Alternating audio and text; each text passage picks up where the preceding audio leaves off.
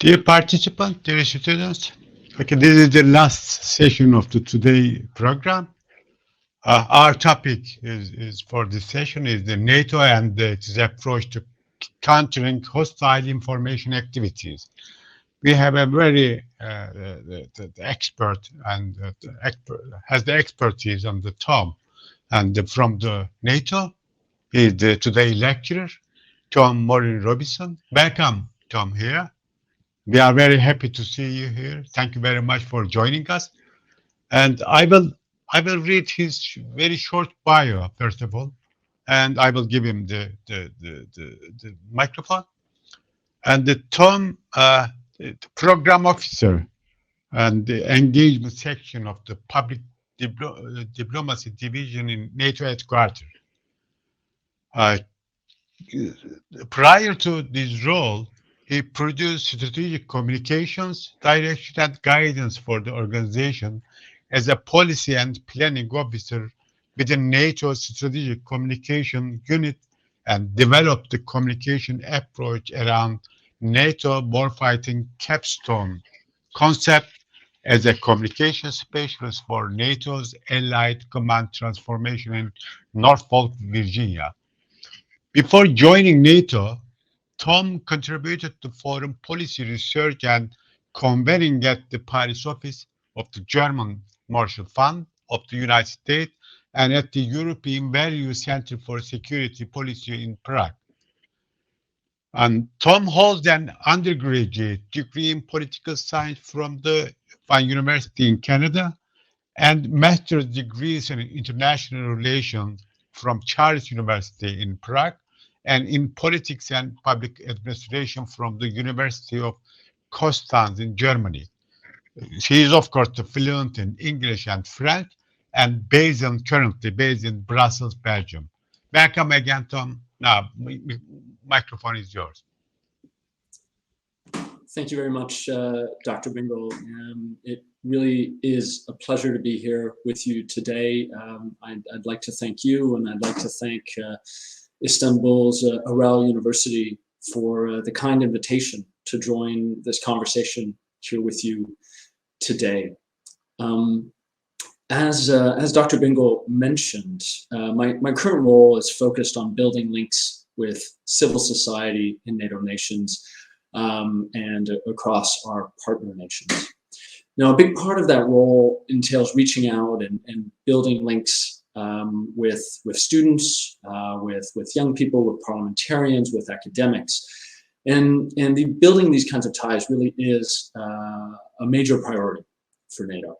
So I'd also start by thanking all of you for being here today. These types of conferences offer an opportunity not only for me to tell you directly about NATO's aims, tasks, objectives, and values, but also for you to ask questions directly to me, so you can have a more personal sense of how the organization works, and so we can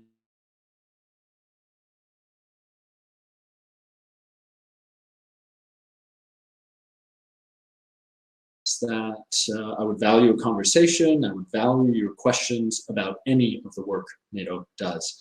And I believe we'll have about 30 minutes after my remarks to spend on that. And so I look forward to it. Now, more relevant to today's discussion and the overall theme of this conference about disinformation and hostile information activities is my prior background in strategic communications planning at NATO headquarters. I spent about 3 years doing this kind of work, which really was about tying communications planning to NATO's overall policies, and indeed tying the development of those policies also to communications outcomes. So I was doing this work in NATO's Strategic Communications Unit, which is also responsible for NATO's approach to disinformation.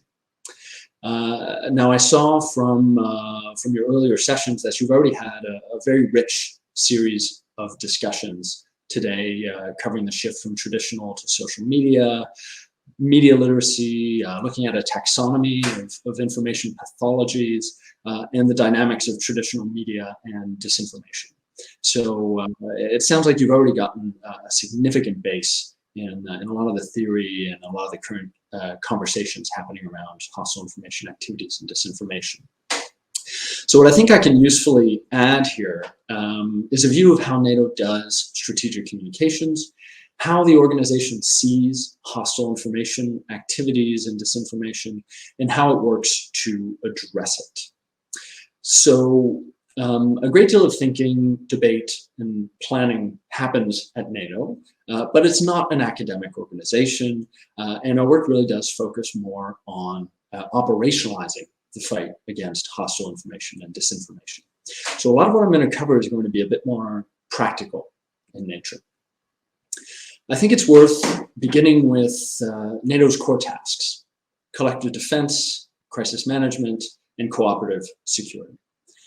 These three tasks really are as important as ever, and we are working on accomplishing them in a threat picture and an international environment that has evolved.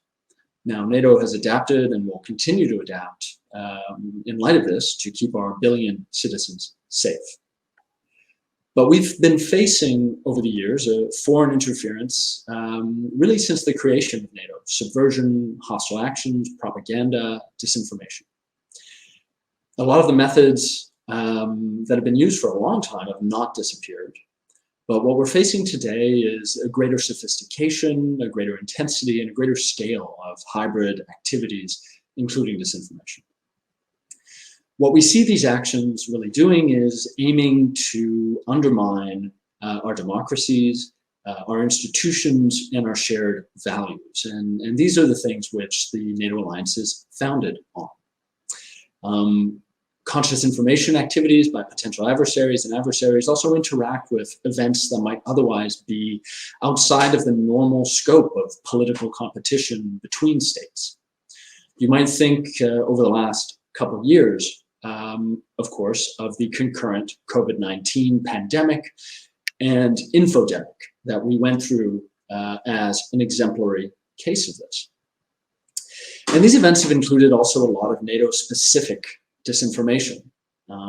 During the COVID-19 pandemic, we saw, for example, that the battle groups that NATO has stationed on the eastern flank of the alliance were claims that these battle groups were bringing, for example, COVID to local populations, for example, despite stringent health measures that were being undertaken to prevent that. But of course, the challenge goes further than, operational level disinformation around some of NATO's activities. Over the last decades, we've seen a range of non-state and state actors in particular developing and implementing digital marketing techniques enhanced with both cyber and psychological operations, trying to accomplish an objective that is really to create an alternate world view and one that is designed to undermine democratic values.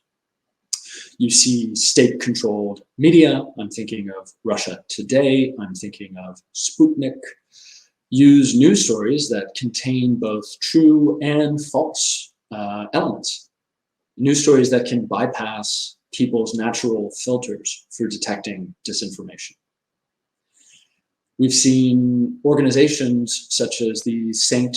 Petersburg Troll Factory, the Internet Research Agency, as it's called, use fake or automated accounts on social media to spread information, to amplify stories, also on blog sites and across the news.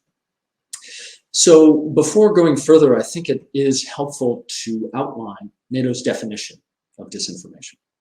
And NATO views disinformation as the deliberate creation and dissemination of false and or manipulated information with the intent to deceive or mislead. Disinformation seeks to deepen divisions within and between allied nations and to undermine people's confidence in their elected governments. So we have a pretty clear diagnosis of the problem. And the question is, what can we do about it? Now, the first part of the solution is really to conduct proactive communications.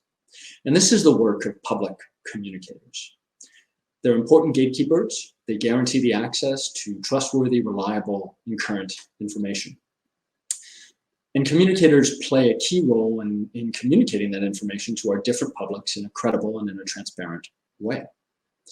Now, just as the threat environment and the information landscape have evolved, NATO's been evolving as well in how it thinks about implementing its communications.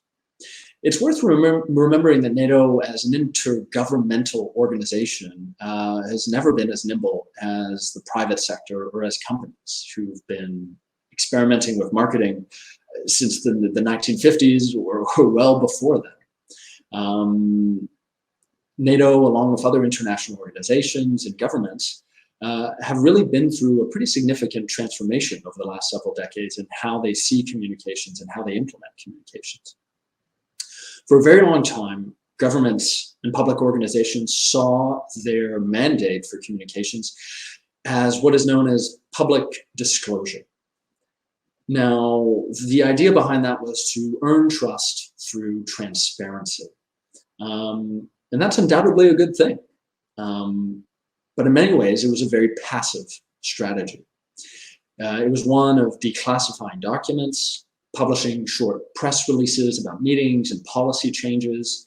And that's great. It's something that I think appeals to academics, it appeals to researchers, and it appeals to journalists, experts. But the general public is busy. And the general public is, unfortunately, not always terribly well informed. And that's not their fault. We all have a lot to do in our lives. We have our jobs, we have our families. And it's difficult to find the motivation unless it is your professional duty to do so, to go digging through piles of documents on an official website of your government or of an international organization, trying to build a better understanding of what that organization does. So the big realization of the last several years has been that in a changing information environment, it is not enough to be passive when we communicate. We need to be proactively reaching out to our publics and communicating to them. We need to go to them on the platforms that they use, think about the themes that they're interested in, rather than waiting for them to come to us. So today, as a values-based organization, NATO uses fact-based, credible communications to proactively tell our story. So practically speaking, this includes using the full spectrum of media engagements by the Secretary General, by other senior officials. We use digital communications, such as social media. We use face-to-face engagement, like the one I'm doing here today, online, but also, of course, in person. We use other tools to make sure that our publics and our adversaries as well hear our story, and that they hear our story first, and that they hear our story from us rather than from other sources. So this is something NATO practiced, for example, during the pandemic. We concentrated on the key role our national militaries played in support of medics, civilians, and the support of some allies to other allies, distributing ventilators, for example, or setting up temporary hospitals. And we've been growing much better at this kind of work. And that has been the result of a change in our thinking, our approach, and our methods when it comes to communication. Now, I want to touch on a little element of theory here, and some of you may already be familiar with the DIME spectrum. So that's diplomatic, information, military, and economic. This is a concept that's often used in defense circles to consider the different instruments through which a state or an actor in the international system can project power and influence. Now, diplomatic activities can include bilateral meetings between heads of states, formal messaging between governments, negotiations around treaties, or meetings of diplomatic bodies intended to make decisions. An example might be the NATO-Russia Council, which met most recently in January of this year, before Russia invaded Ukraine in February. Information, of course, includes public messaging, communications, press statements by leaders and spokespeople, and everything which might support a change in perception on the part of a given audience. That includes disinformation as well. The military instruments of power involves what some coyly call muscle moves or heavy metal. This is the deployment or movement of troops or equipment, military exercises by a single nation or with its allies or partners, meant to demonstrate interoperability or the ability and will to defend a given area or a given asset. And finally, economic tools, of course, have been on full display since the Russian Federation invaded Ukraine in February. You have to think only of the sanctions that have been enacted against the Russian Federation, coordinated in large part by the European Union, enacted also by the United States and a wide set of NATO's allies and partners. Other tools like that can involve cutting trade ties, imposing tariffs, and other similar measures. Now, of course, these tools, diplomatic, information, military, and economic, are not exhaustive. There's lots of other things that states can do to undertake and to exert influence. But what I really want to highlight here is, of course, the information tool. That's what we're speaking about today. Now, what I want to highlight is that rather than one tool alongside the others, it is cross-cutting. That is to say that it supports all of the other tools, their actions. It's also both a civilian tool and a military tool. And I'll explain myself here. So communications or informations not only leverages actions and policies which fall under the other instruments, but it contributes to their effectiveness. So essentially, effective strategic communications means going beyond simply explaining a policy or a priority to helping to deliver it. For example, when it comes to both civilian and military tools, a military exercise, even if you don't talk about it publicly, is almost always visible to a potential adversary. And thus they see it, and it sends a message, and it has an impact in the informational or cognitive domain. That impact can be enhanced by communicating about a military exercise or activity. You can align the actions you're taking in the field with your images and the words that you're using to describe it. And so whether you're speaking about a political aim or a military aim, your success is almost always dependent on the achievement of an outcome in what some call the cognitive domain. And this goes hand in glove as well with the idea that NATO is a values-based organization. It's a democratic organization, and it is one in which a public legitimacy matters to the organization being able to fulfill its tasks. So, for example, if an operation were to fail in the eyes of NATO publics, it may very well fail altogether because we won't have the public support to undertake it. And similarly, if we are trying to communicate to a potential adversary that they will not be successful in undertaking an action that might threaten or harm us or our allies, or that they will face unacceptable costs if they undertake that action, so essentially I'm talking about deterrence, then we need to be clear, we need to be credible, and we also need to be remaining open to dialogue and putting forward the right off-ramps to de-escalate. All of those things happen in the information environment. And communications, thus, are an important part of also deterrence, but also making all of our interactions in the international system less risky by explaining them and by reducing opportunities for misunderstanding and miscalculation. So strategic communications really are an important part of NATO's core business and all of NATO's business. Now, it's worth, of course, defining strategic communications or thinking about what makes communications strategic. We have a definition for this, and that is the coordinated and appropriate use of NATO communications activities and capabilities in support of alliance policies, operations activities in order to advance NATO's aims. Essentially, this means using the entire range of communications tools at the disposal of NATO in a coordinated fashion. That includes public affairs, press engagements, public diplomacy, think tanks, and social media, among other things. Now, that definition has a few additional takeaways. It reminds us that we communicate to support and enable the organization's policies and aims, which are decided at the political level.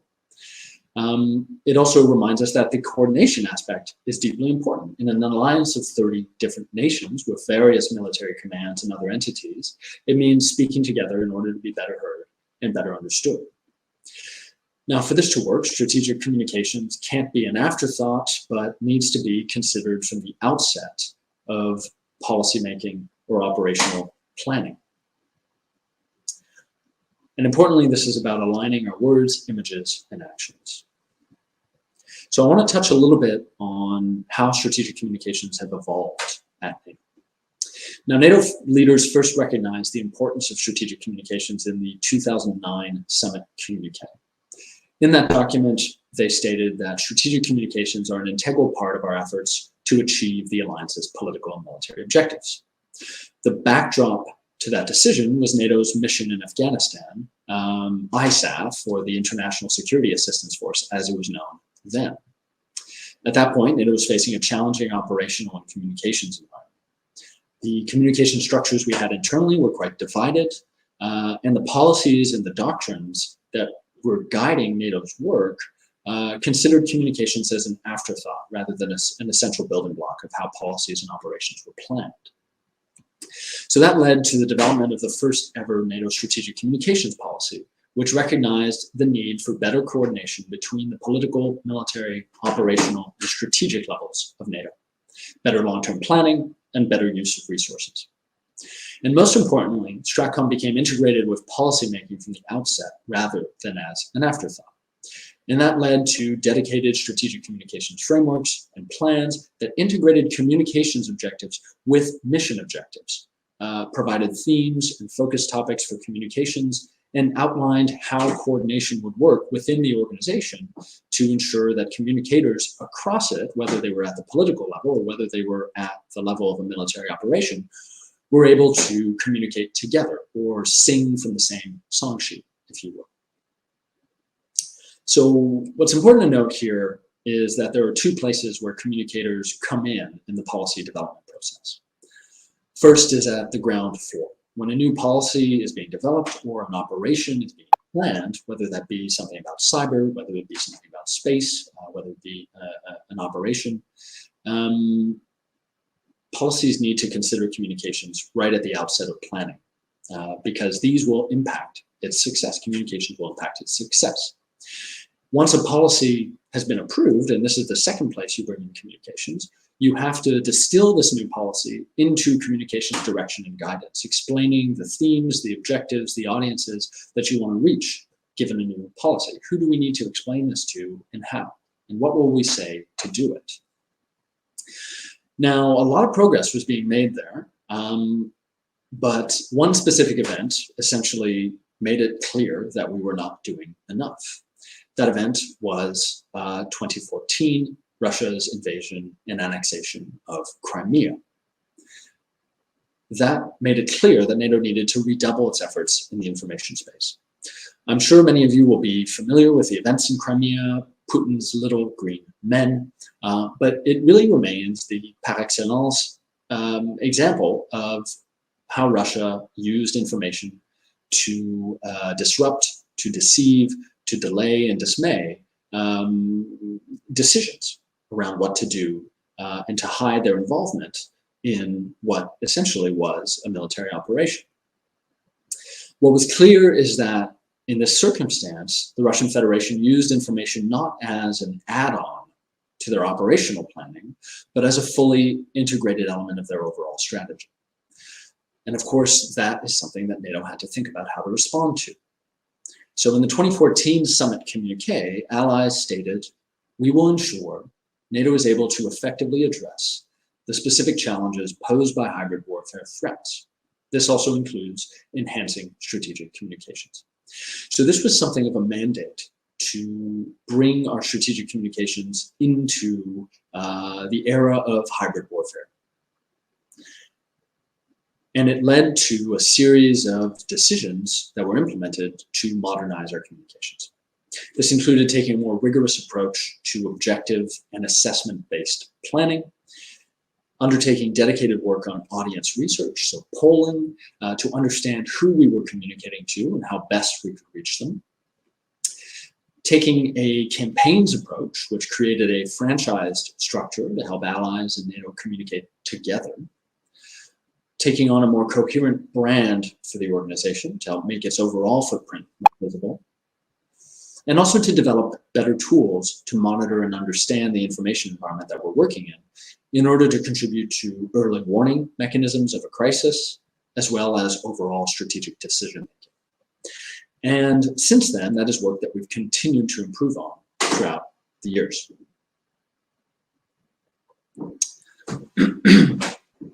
Now, I've spoken a little bit to proactive communications and their importance in allowing NATO to counter hostile information activities. But in order to successfully undertake proactive communications, you need to be investing in your ability to do so. I think we all understand at a pretty basic level the importance of investing in military capabilities. This ties into NATO's burden sharing agreement at the Wales Summit in 2016, the 2% of gross domestic product that allies should spend on their own defense budgets.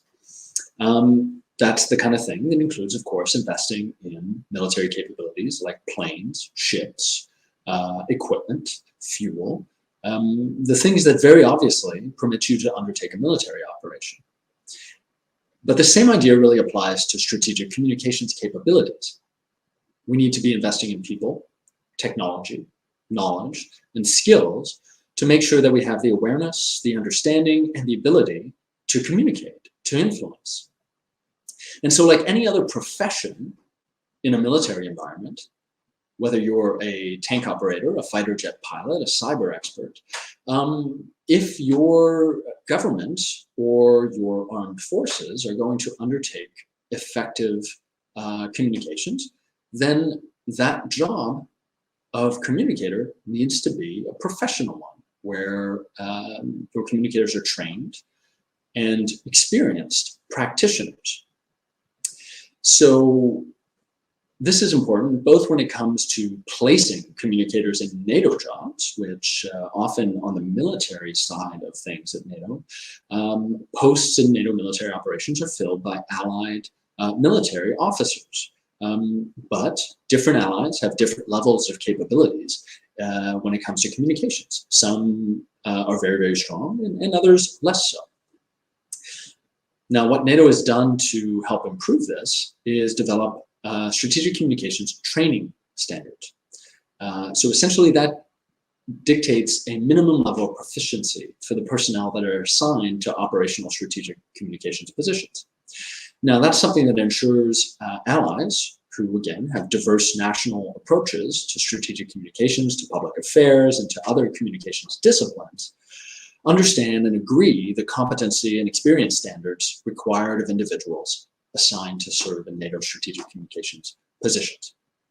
Now, obviously, in the end, that immediately supports a more effective overall response within NATO and within NATO operations, but it also feeds back into the communications capabilities of our allies. It increases their own capacity by using these training standards to lift up their communications capabilities and the skill sets of their military officers. And of course, this is important because NATO itself cannot and does not have a mandate to do all of the communications for different allied nations. And of course, that's obvious when you think about it. Allies are always in the lead when it comes to communicating to their publics. We're a diverse alliance of 30 different nations, different cultures, different perspectives, and different priorities. Allied governments know their people best. They know what they care about, and they know what to communicate to them. And not only do they have that knowledge, but they have the number of communicators, both across ministries of foreign affairs, ministries of defense, offices of the prime minister or president. Everything points to much higher communications capabilities among our allied nations. What NATO can effectively bring to this, and what NATO brings to many other fields, is being a forum for developing capabilities and capacities, sharing best practice, and agreeing together at 30 by consensus on the best practices that allow us to raise our overall standards of work together. And so, of course, that applies equally to generating a standard about a type of fuel or a type of bullet that you might use, or a type of radio, to how you should approach communications. Now, another important part of dealing with hostile information activities, aside from proactive communications, is building resilience and media literacy. I believe you've already spoken quite a bit about that today, but NATO takes really a broad approach to resilience, and it's one that it's working on now more than ever. Overall, NATO sees resilience as the ability to respond or recover from a crisis or from major shocks.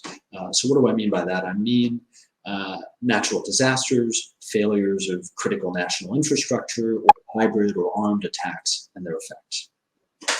Now, resilience is a pretty big buzzword today. It's coming out in all kinds of places, whether it be at NATO, with governments, or even in the private sector, even about people and their personal lives. But it is not a new thing for NATO. It really has its foundations in the 1949 North Atlantic Treaty, Article 3, which states, separately and jointly, by means of continuous and effective self-help and mutual aid, allies will maintain and develop their individual and collective capacity to resist armed attack. Now, this is clearly important for NATO as a defensive alliance. It's obvious if you're going to defend, you need to be able to credibly resist an armed attack. You can't fold like a house of cards and fall down immediately, even if you have a defense the first time you're attacked. So this basically means that allies need to maintain minimum standards of resilience across a whole range of areas. That includes critical infrastructure, such as ports or airports, maintaining supplies of fuel, food, or medical equipment, ensuring resilience and safe and secure telecommunications, including 5G, and across a whole range of other fields. And there's some pretty obvious numbers that actually put this into perspective, and I think make that need obvious.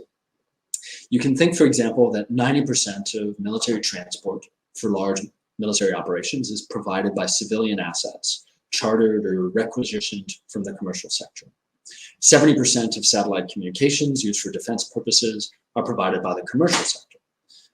About 90% of transatlantic internet traffic, including military communications, is carried by undersea fiber optic cables that are maintained by civilian infrastructure. And on average, 75% of host nation support to NATO operations is sourced from local commercial infrastructure and services.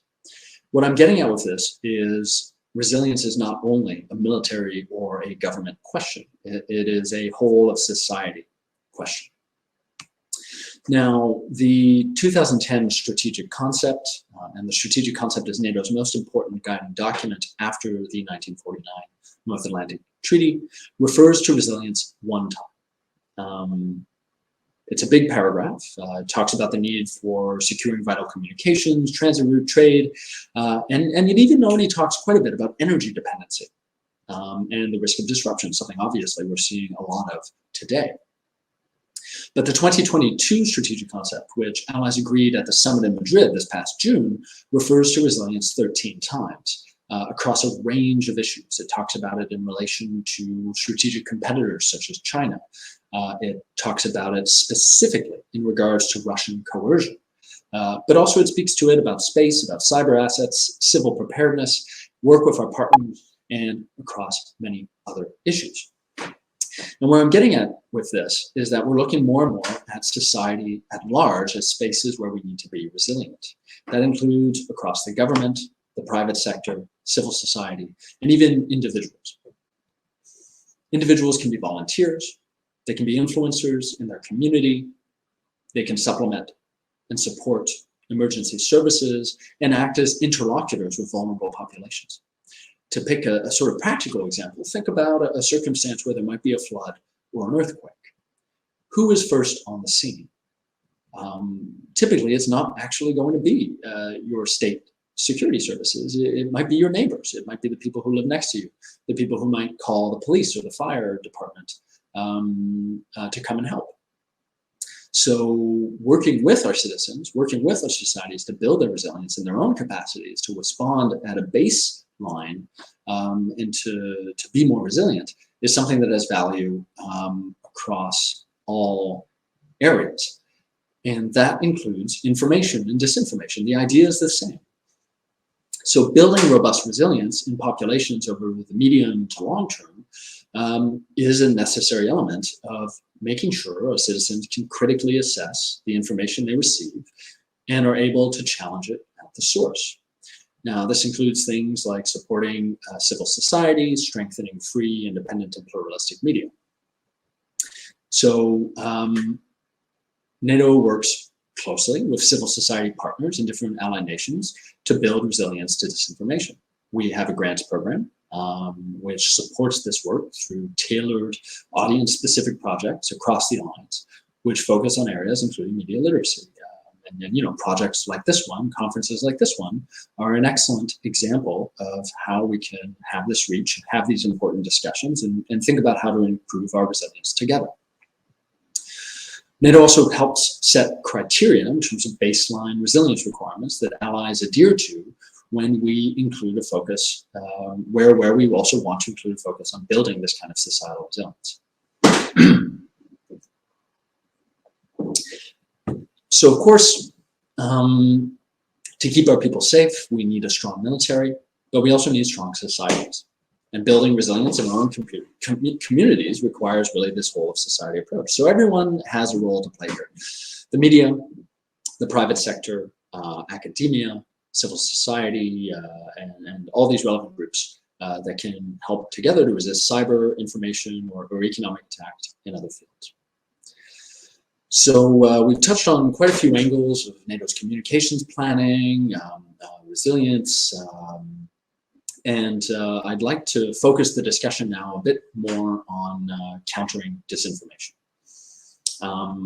NATO has established a systematic approach to countering hostile information activities, including disinformation. In cases of disinformation, we carefully evaluate whether we need to respond, debunk, or simply ignore the disinformation that we're seeing. As you know, I think, responding to each and every piece of disinformation, and there could be thousands, there could be millions of pieces, even directed just at in the security field, runs the risk of amplifying. And that is a real risk. There is by now a pretty classic study that was published by the US RAND Corporation about 10 years ago, which uses what I think is a pretty evocative metaphor to describe the Russian Federation's approach to disinformation and hostile information activities. They call it a fire hose of falsehoods. And essentially that captures the aspect of these troll farms which produce huge quantities of disinformation and hostile information with the intent simply of seeing what sticks. The idea is not that every single one of these stories will be effective, that every single one of these stories will be credible. It's quite the opposite. The intent is to confuse. And the intent is to generate as much stuff as possible in the hopes that one of these stories will stick. And most of them don't. Many of these narratives don't circulate at all, or when they do circulate, they circulate among relatively small and closed communities. So if NATO, for example, addresses a piece of disinformation and raises it to the level of an international organization, it can actually be acting in support of an adversary's hostile information strategy. You can be bringing that piece of disinformation to new audiences and amplifying it. So we've seen some experts, for example, agree that it's better to wait until a piece of disinformation has a 10% penetration level among the public before it's debunked. And 10% is pretty high, So at NATO, we spend time deciding whether we should be debunking or rebutting particular cases of disinformation and at what level we should be doing it. Usually, the best way to do that is locally, and often by an ally. So if a specific piece of disinformation is being addressed in Lithuania or against a NATO operation, then perhaps it is better that it is addressed by those who are closest to those circumstances or by the ally which is hosting the activity. But of course, when it comes to larger narratives or pieces of disinformation that focus specifically on NATO and that have been seen again and again and again, and there are lots of them that have been around for decades now, these are obviously things that we should spend some time debunking.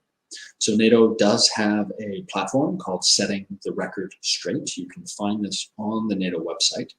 And essentially it publishes the biggest hostile narratives that you see about NATO. So, often I find that when people have sort of questions, they're not sure about what a NATO policy is, or, questions about enlargement or new countries joining NATO, I often direct them to that website because it tackles these arguments that have been around for a long time and gives you a balanced view of what NATO's policy actually is.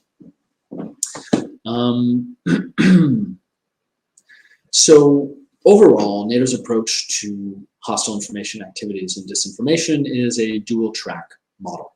It focuses on really two functions: understand and engage. The understand function is about monitoring the information environment. This includes tracking, monitoring, and analyzing information that's relevant to NATO's mission. The second function is to engage, and that's about embedding the insights that we get from monitoring the information environment to better tailor how we plan our communications and to most effectively address disinformation. I've spoken quite a bit to how we engage, how we communicate proactively, and how we tie that to policy. So I want to spend a bit more time on the understand function and how we monitor the information environment and how we make sense of what we see and assess different pieces of disinformation. So when we do this, NATO has an information environment assessment capability, which brings together audience research and big data to sort of have a better sense of, first of all, measuring our own communications. That's a big important part of it. How are we doing? Who are we reaching? Are we having an impact? And then also seeing hostile communications from potential adversary nations. So, for example, what are Russian government communications? Where are they landing? How impactful are they? And bringing those two things together to see overall in the information environment what kind of impact and what kind of strategy should we be pursuing. So it brings together a lot of different kinds of tools, including social media listening, media monitoring, and web scraping. It really brings together a wider picture of what's going on in the information environment. And that tool not only increases our own ability to assess our communications and those of hostile actors, but it reinforces our capacity to identify disinformation and hostile narratives, to detect hybrid activity earlier, and also to establish patterns of behavior. So often you see the same kinds of strategies come back again and again and again. And when you're monitoring that, you can see, okay, this is something that happens all the time, and thus we should be ready for it and we should be prepared.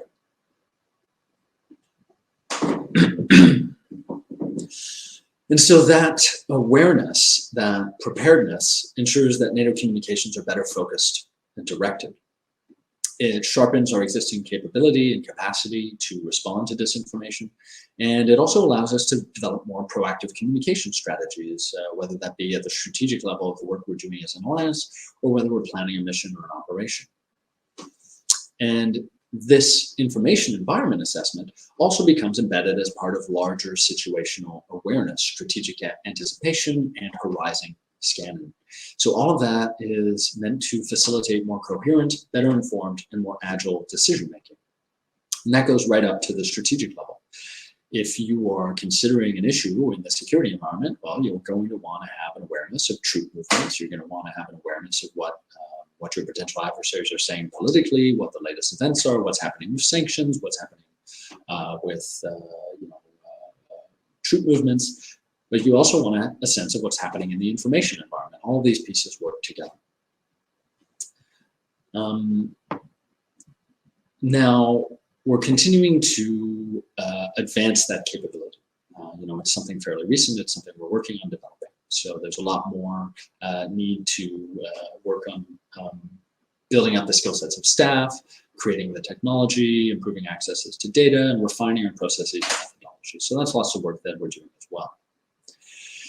Now, the other sort of big link when it comes to the understand and engage elements of NATO's approach to countering disinformation is coordination. This coordination really goes across both understanding and engaging, and it goes beyond, it goes within NATO to coordinate our own communicators in the public diplomacy division, for example, our communicators across the military chain of command, and then also further across to the communicators among our different allied nations. The idea behind this is fairly simple. If you're having different entities that belong to NATO or different parts of NATO allies saying entirely different things on core issues, that's damaging to NATO's credibility. It weakens a potential crisis response, and it facilitates openings for disinformation. So on the understanding function, coordinating widely with partners who also do assessments of the information environment, and I'm thinking here, for example, of the European Union or the G7 Rapid Response Mechanism or the United Nations, sharing what we're seeing in the information environment together allows us to generate a more common picture that builds first a better understanding of the information threats that are circulating, and it also allows us to better align our response. And this is really particularly important when dealing with a rapidly evolving crisis. But really at all times, a properly resourced response cannot only be limited to government institutions. We have to reach out and work together with all parts of our society. Now, stronger together is a bit of a tagline for NATO. Obviously, the strength of our defensive promise of Article 5 comes from the 30 allies working together to ensure collective defense. And the same thing is true when it comes to strengthening our communications. So the more we coordinate our communications, the louder and the more credible our voice is. So this is something that we work on quite a bit.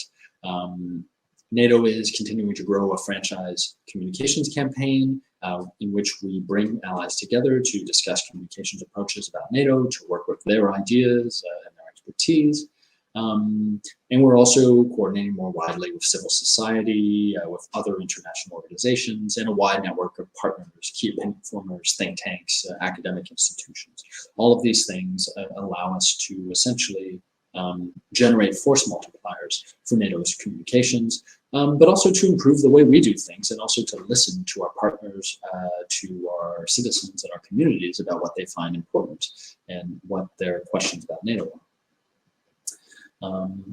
So really, our ability to be resilient in the face of divisions and to cohere our work across our allies and across our many partners that do share our values, this is what really determines our success. So this has been quite a bit of theoretical talk, quite a bit of internal bureaucratic talk about how we approach this information, what we're doing in NATO. I think it might be a bit interesting. I have a few more minutes before we go to Q&A to touch on what some of the current events in Russia and Ukraine have been, and some of the practical aspects of information confrontation that we've seen in that environment are. So we've seen really around Russia's unprovoked and brutal invasion of Ukraine that disinformation coming from Russia has been pushed to the forefront, and it's been targeted both at Ukraine and at NATO allies. Russia's disinformation network has leveraged official government communications and state media as key channels of influence.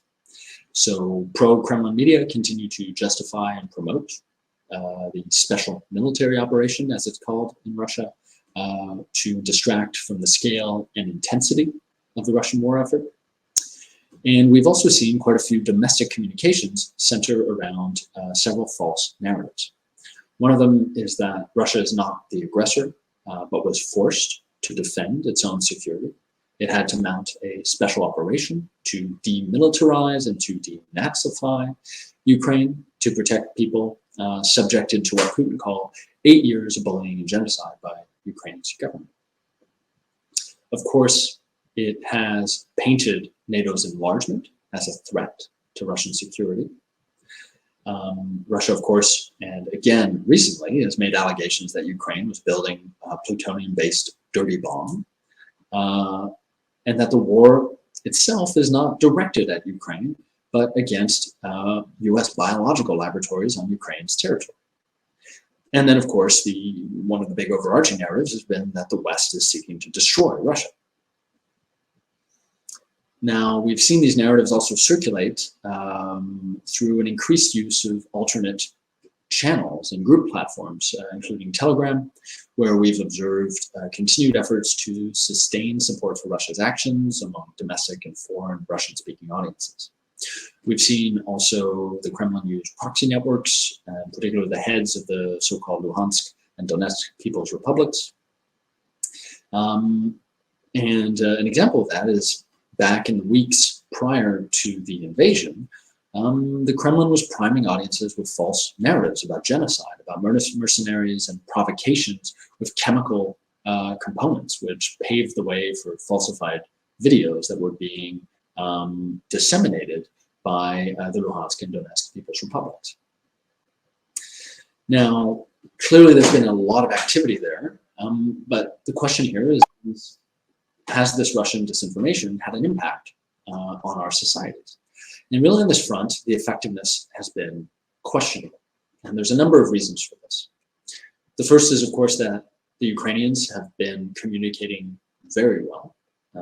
President Zelensky, of course, continuously conveys inspired leadership, empathy, and has been galvanizing support for Ukraine. He is still, months and months into this conflict, doing daily videos directed at his citizens.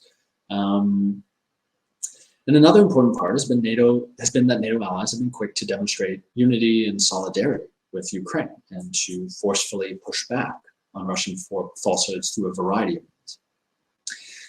And it's important to note that pro-Russian influence operations have not been that sophisticated. On platforms like Telegram, you've seen metadata, that is, for example, the data on photographs. When you download a photo, you right-click it, you can see this data, for example, the date the photo was taken and other information like that. A lot of these files on Telegram had that data left on falsified videos, which were easily debunked by open source analysts. So you can see, for example, a video which contains audio from a different source. You can see a video or an image which apparently is supposed to be showing events happening, the day prior in Ukraine that in fact date back to the conflict in 2014. So some of these tools allow us to point out these kinds of falsehoods and reduce their effectiveness. And then, of course, the realities around the atrocities being conducted by Russia on the ground, whether it be massive missile attacks against civilian targets, the events in Bucha, make it difficult to believe Russian lies, and it affects their overall credibility. It's important that noting the impact or understanding the impact of Russian disinformation targeted at their own domestic audiences is a lot more difficult. We know efforts have increasingly targeted domestic audiences in Russia. Russia has eliminated all free media, and they are challenging any opposing views. But it is difficult to get in there and to have a full sense of what's going on. Now, I want to touch a little bit on how NATO's been responding to this Russian disinformation around Ukraine. We've been working to communicate the truth about Russian actions. We've been using fact-based, proactive, and credible communications, as noted in our strategies that I was describing earlier, focused on our values and focused on democracy, freedom of speech, and the rule of law. So we're continuing to monitor the information environment. We analyze pro-Russian hostile information activities, and we share our insights with key partners, for example, in the G7. These insights inform our proactive communications. We continue to use them to communicate NATO's positions. We engage with media, with key opinion formers. We maintain close contacts with allies and various communities, journalists, think tankers, and civil society to provide this kind of factual information on NATO's assessments and decisions to expose this information through really a wide range of media engagements, statements, rebuttals, corrections, and briefings. And really, where appropriate, we're also debunking Russian lies at the highest level. The Secretary General himself, in his press conferences, has addressed older claims of Russia about biolabs in Ukraine, which we're not even hearing about anymore. Or most recently, the dirty bomb story, which was more recent. These are debunked, and then, surprise, we stop hearing about them at a certain point because, of course, they're not true. We're also increasing the volume of our communications in Russian. So we're creating digital products that not only debunk Russian lies about their invasion of Ukraine, but also about NATO's own policies, how we are reinforcing the Eastern flank, for example. And we've been doing this, for example, through our own Telegram channel called NATO po-Ruski in Russian language. So I think it's clear that despite Russian disinformation efforts to challenge the global narrative around its invasion of Ukraine, the truth is still very much alive in this context. Now, before closing, I think it's always useful, it's always worth reminding, and I like to remind myself often of a few tips that we can all take as consumers of information to be more responsible. So first, we can check our sources, who published, who shared it, and a website that does not clearly state its editorial responsibility is probably not trustworthy. On social media, an account's handle or username, for example, can have many random letters or numbers that indicate it's probably a bot. If you see unverified accounts posting hundreds of times a day, alarm bells should be ringing when you see this kind of activity. There are free bot detectors online, which you can use, and various other tools which help us identify when we're not sure. Tone often is something to look out for too. Disinformation often is designed to trigger an emotional response. We should be looking for language that is very emotional and phrased to elicit a very strong reaction. Fear, anger, these are big drivers that allow disinformation to thrive. Now, of course, checking the story, checking another source. Real news is covered by more than one source. If you're not finding news in the mainstream media or you're not seeing it in other places, there's a good chance that that's because it wasn't a story that could be confirmed. By running a search, you might already find independent fact checkers have debunked the story. The BBC, for example, have a reality check. And the Associated Press have a fact-checking service, which allows you to check the accuracy of stories. Images and content online can, of course, also be falsified.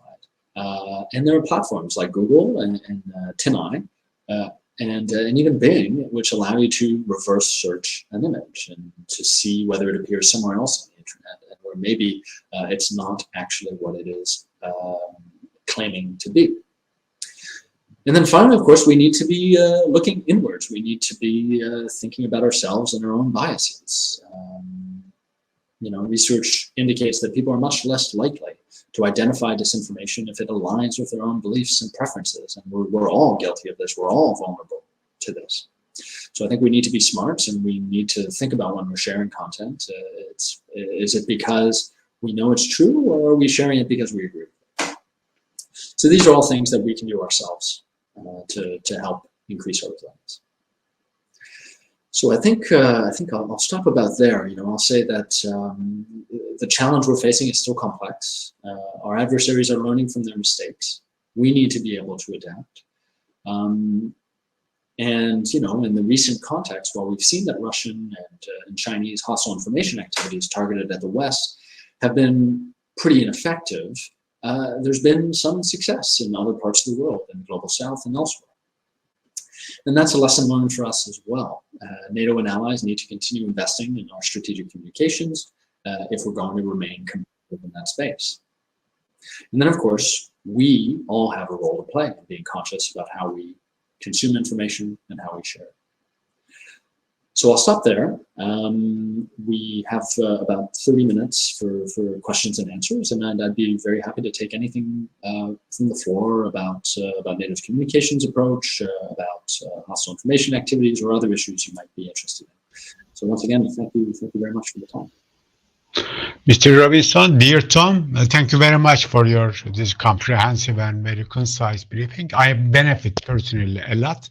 I am sure that all the students and all the participants benefit for your briefing. I am sure for this.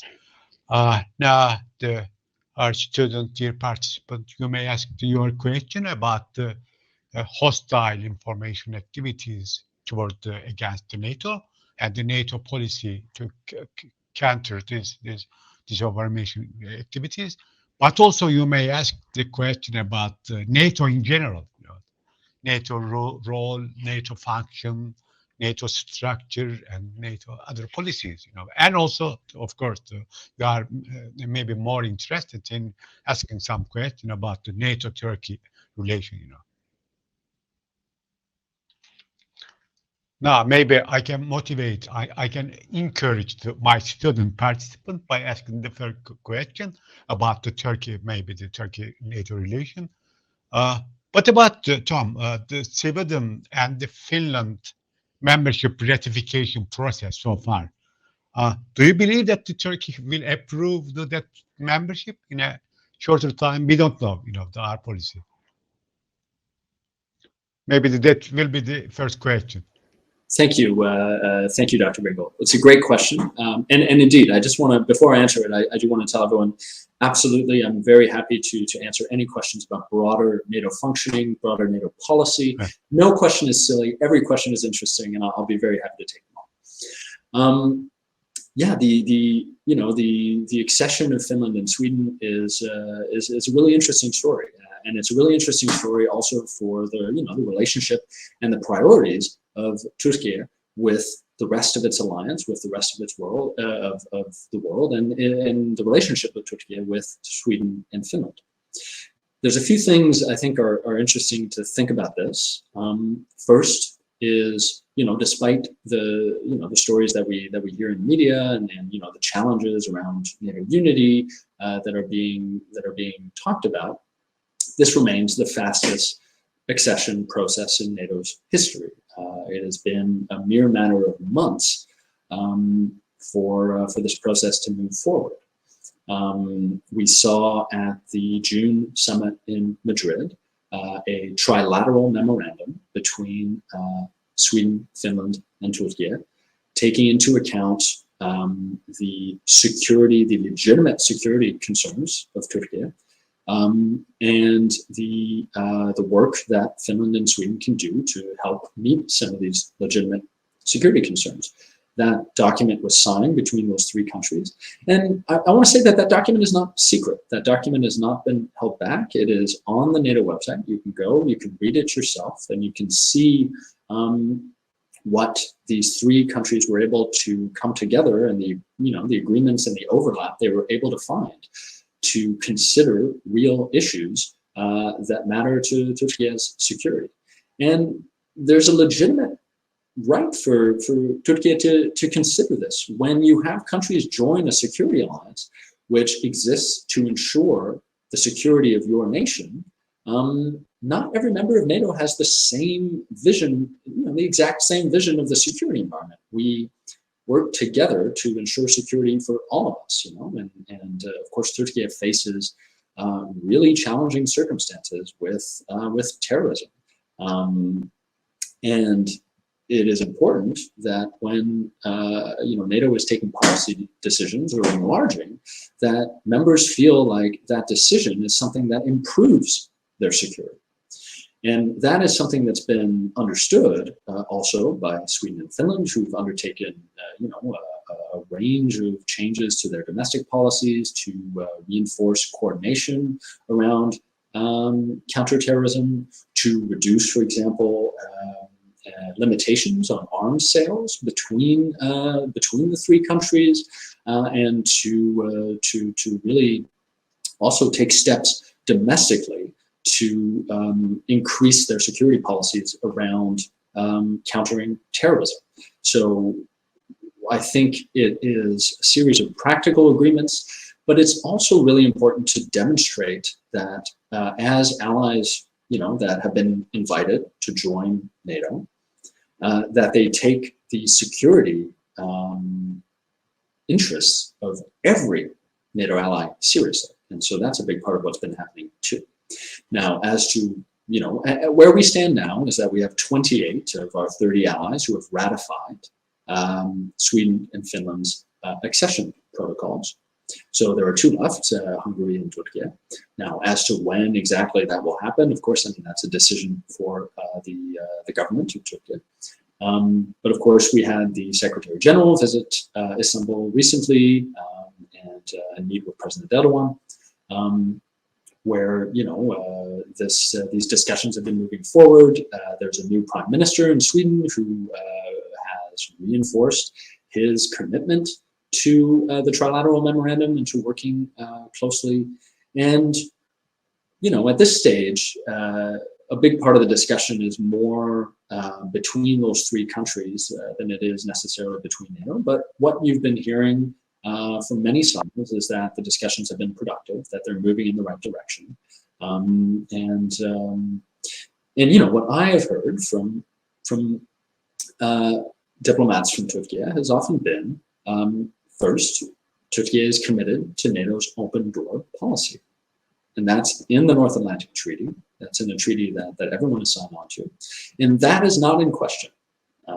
So it's about demonstrating goodwill. It's about fulfilling promises that the three countries have agreed to. And I think everyone is confident that that will happen. I think there's a certain impatience, there's a certain excitement, but we need to remember that this has still been the fastest it's ever been, and that it's continuing to move in the right direction. So thank you for that question. Okay, thank you very much for your answer. And we are okay. Talha, yes, you can go ahead. Hello. I want to ask a question. You talked about using misinformation as a way of propaganda and justifying states' actions. But can disinformation be offensively weaponized, such as tactically using it to create chaos, unrest, and maybe even riots in adversary countries, as you put it? It sounds like a bit of a conspiracy theory, but I want to hear your opinions about it. Yeah, thank you very much for that question. I think what I was getting at with the idea of information is yes, it's an instrument, and it can be used for positive reasons, and it can be used for negative reasons. So the question of whether it can be used operationally or offensively, of course, we see this on the part of Russia, we see it on the part of China. If your question is directed at how do NATO allies think of that information as a tool, well, the reality is, as an alliance anchored by values and as an alliance anchored in democracies, we have an additional responsibility to our publics. We cannot go out there and lie, essentially, because that puts at risk the credibility that we have. And without that credibility, then our public support is jeopardized. So we have a limitation, that countries countries like Russia and China don't have. I can say that on an operational basis, there are ways that information can be used to help success on the battlefield. It's important to say that if information is going to be used operationally, that requires political approval to be undertaken. But also often it's not quite necessarily as exciting or as far-reaching as you might think it is. I mean, an example I often like to think of what is known as a psychological operation, which sometimes terminology allows you to believe that something is a lot bigger of a thing than it might be. But for example, at a tactical operational level, an example of a psychological operation would be to set up decoy tanks. Not real tanks, but decoys. These could be inflatable. They could be something else that make an ally, an adversary who might be, taking a satellite picture, have the impression that your forces might be in one place when they're in another place. That's an information activity. That is something you're trying to affect the cognitive decision making of your adversary. And of course, that's something we do all the time, also at a strategic level in terms of, deterrence, for example. When we increase our deterrence and defense physically on the Eastern Front, when NATO doubled the number of battle groups and agreed to strengthen them to brigade level while we're increasing our force posture, all of these things are not designed to be used. They're designed to send a message, to prevent conflict, to prevent war. And that's also a psychological effect, deterrence, that we're trying to enact. So, I think the tool of information can be used in every kind of way. The question is, are you limited by your values? Are you limited by your political structures? These are things that we have to respond to and that we're beholden to respond to. So I hope that sort of answers your question. Thank you for your answer. Okay, another question?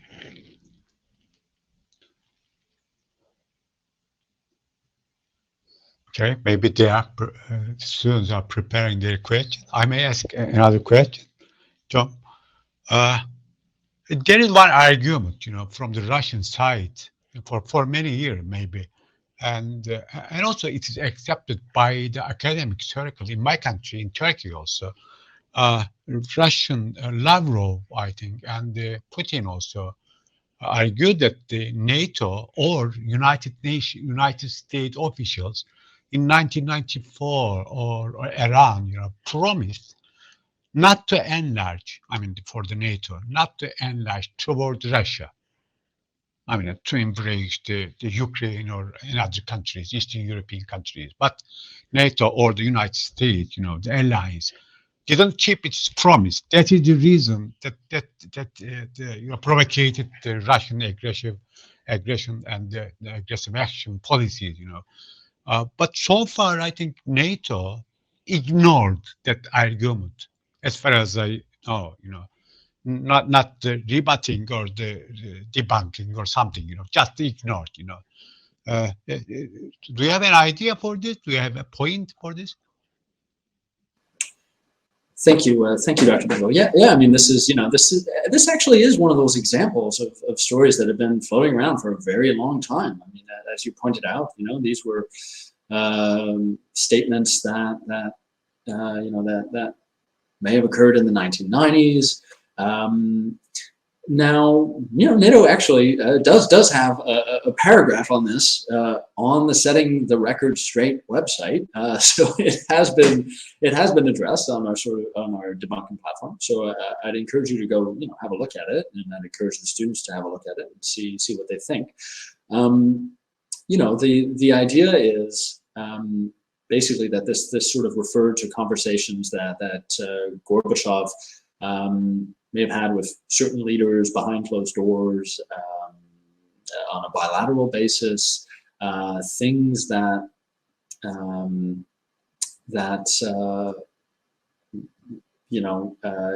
he points out would have been said. Clinton and others have sort of been interviewed on this and mentioned that what they had told Gorbachev is that they don't, a single nation cannot speak on behalf of NATO. And this is a functional fact, and one that Gorbachev was well aware of, that decisions in NATO are taken by consensus. So if one president of a given nation or one prime minister of another makes a statement about what NATO will or will not do, that is not a statement by NATO. That is not a statement by the North Atlantic Treaty, and it is not a statement that can decide the policy that would be undertaken. And the other sort of important element that I often want to bring up about this question is that Gorbachev himself and other following Russian leaders signed on to the Helsinki Accords, the treaties that essentially became the basis for the Organization for Security Cooperation in Europe. And a black on white statement in those documents that has been agreed to in writing by the Russian Federation, by successive leaders, is that countries have a right to choose their own security arrangements, including membership within international organizations. So what's sort of important to remember is to move away from the idea of NATO taking decisions to bring countries into the alliance, and to recognize the facts, and the facts that existed, particularly in the 1990s, after the fall of the Soviet Union and the end of the Warsaw Pact, that these countries were seeking seeking new security arrangements and making sovereign decisions to join an international organization. So often the term NATO expansion or NATO enlargement can be a bit misleading, and maybe a better way to kind of think about it is NATO inclusion. Really an idea where, and this is the same, and actually, what I find really useful about what's happening today, coming back to the accession of Finland and Sweden, is that example is really one that I think debunks this idea that NATO is proactively going out and bringing or sucking countries into it or forcing them to be part of a security alliance. These are two countries that had held for an extremely long time, policies about being non-aligned. And then something happened to change their perceptions of the security environment. And what was that something? That was the Russian Federation invading Ukraine. And so when Russia thinks about its concerns about NATO enlargement, it needs to think about what is pushing countries that otherwise would not have joined or would not have sought to join. What is pushing them to change their mind and seek out NATO membership? Before this conflict, it was impossible to conceive, totally unexpected, that Finland and Sweden would join NATO. This was not in the cards. Finland and Sweden did a lot of work with NATO. There was a lot of partnership activity that had been going on for a very long time, but nothing was pointing to those two countries joining. But what happened? A change in the security environment, an increased threat, and the example of those two firmly independent countries, firmly democratic countries, powerful, resilient countries in their own right, making a sovereign decision to apply for NATO membership. And of course, that NATO membership taking time and requiring a decision by the 30 allies is the best debunking of an idea that NATO would somehow stand in the way or not accept new members. And finally, if Gorbachev had been requesting that, he should have read the NATO 1949 North Atlantic Treaty, which says in Article, Article 10, that NATO's door is open to European democracies. So that's what I would say. And I would say also have a look at the debunking page, because it has been addressed there. So thank you for that question, and it's always good to talk about it, because it actually brings in all of these different aspects of how NATO works also. The enlargement question is also at the core of how the organization works. So it's a great one to talk about. Thank you. Thank you, Tom. I will check also NATO page for that one. Thank you for this. I am receiving some questions from the participants on the personal mail. Questions focus on one issue, one important issue. I think they see you, our students see you as a NATO Secretary General. They are asking the possibility of nuclear war between Russia and the NATO. Is there any possibility for this? Thank you. Yeah, that's a great question, and understandably, it's one that we all feel concerned about. I mean, even as members of the public. Here I work here in Belgium, and I remember at the outset of Russia's invasion, the Belgian government had started making available for free iodine tablets in pharmacies, which is, iodine being something that you would take to counteract the effects of radiation. I would sort of question that national policy as something that might make people a bit more afraid than they necessarily need to be about something. But yeah, let's talk about the nuclear threats that Russia has been making, and Russia has been making these nuclear threats for some time. And let's also talk about what the Secretary General has been saying. So, first of all, it's important to note how irresponsible these threats are. Even just the fact of making these threats is something that makes the international system a bit more dangerous than it needs to be. Resorting to nuclear blackmail, discussing the use of these weapons is a terrible thing in and of itself. And so the first thing that the NATO Secretary General has been saying and reminding Russia of is that in January of this year, all of the nuclear powers, including Russia and China, signed on to a statement that had originally been drafted between Gorbachev and President Ronald Reagan in the 1980s, stating that a nuclear war cannot be won and must never be fought. That is something the Russian government signed on to in January. And it's a great statement. It reminds us that we need to be moving away from these weapons.